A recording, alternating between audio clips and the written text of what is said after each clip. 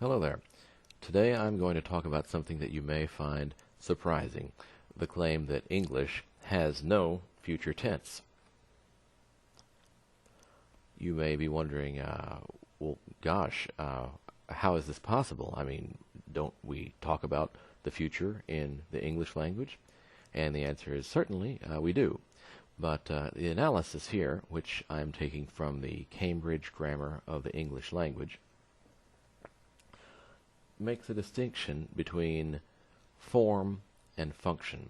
So the form of a word is, for example, what verb tense it is in this case, or it's part of speech. Its function is what it does.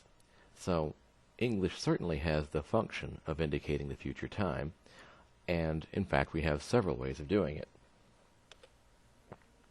The one that you're probably most familiar with that you learn in English grammar classes is with the modal auxiliary verb will, as in we will have a quiz tomorrow. You've probably also learned, sometimes they call this the immediate future tense, or the proximate future with be going to, as in we're going to have a quiz tomorrow. And you can even sometimes use the present tense to talk about the future time, especially if it's some sort of a planned event or a regular occurrence. For example, our flight leaves at 9 o'clock. So those are ways of indicating future time in English. So if will isn't the future tense, well, what tense is it, you may wonder? Well, the answer is that it's just the present tense of the modal auxiliary verb will. And this makes sense, because now a sentence like she will see you fits right in as present tense with the same sentence with any other modal verb, like she can see you, she may see you, she must see you.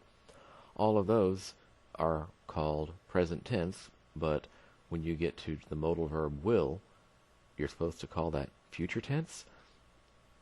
No, this way at least you can call it a present tense just like any other modal verb.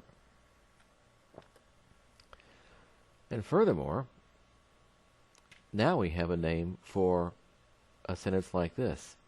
Hank didn't realize he would be dead in 3 hours.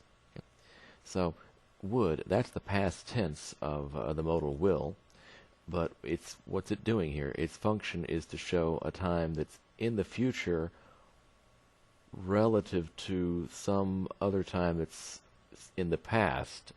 So it's a future time that is still before the present time, but it's ahead of this past time.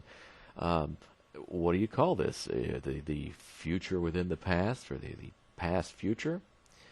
Well, no, now we have a nice name for it. It's just the past tense of will, followed by this base form of we. And by the way, the name for this is saying Hank doesn't realize he will be dead, and then you change this to past tense, Hank didn't realize he would be dead. This is one of the functions of past tense called back shifting, but more on that in another video. So, one problem with thinking of will as a present tense is, well, you've learned it as the future tense. It'll be hard to think of it as the present tense now. Well, that might be true, but I think you can get used to it, and if you do, you have the benefit that things will make more sense. Now, what about the fact that other people call it the future tense? Well, that's okay. You can even call it the future tense yourself if it's convenient for you, and when other people call it the future tense, you'll know exactly what they mean. But if you ever start to wonder about some of the questions I raised earlier, now you have the knowledge, and you can think of it as present tense and have a somewhat more consistent view of how tenses work in English.